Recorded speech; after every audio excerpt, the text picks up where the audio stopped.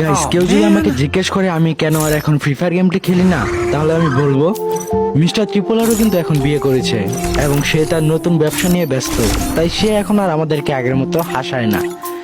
এক্সাদুল gamer তো এখন trading নিয়ে ব্যস্ত, তার কি আর আমাদের কথা মনে আছে? জান্নাত গেমিং এ বিয়ে হয়ে সে এখন বাচ্চার মাও হয়ে গেছে। স্যাটেলাইট অর্পা মানে কাজী অর্পা তো এখন আর বাংলাদেশেই নেই, সে পড়াশোনার জন্য বিদেশে গেছে। গেমিং এর জিহাদ ব্যাক করবে কবে বলে এখনো সে ব্যাক করলো না।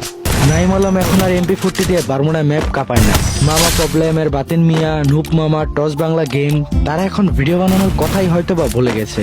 12 লল গেমার এখন আর আগের মতো হাসাতে পারে না। গেমিং এর তাল তো এখন খুব কম টিপস এন্ড ট্রিকে দেয় আমাদের, সব কোথায় যেন হারিয়ে গেল, তাই না? হ্যাঁ, এখন কমিউনিটিতে অনেক ভালো ভালো ক্রিয়েটর এসেছে বা হয়েছে, তবে আগের কমিউনিটিটা ছিল দুর্দান্ত। কি ছিল না সেখানে? কথায় আছে না, ওল্ড ইজ গোল্ড। গাইস কেউ যদি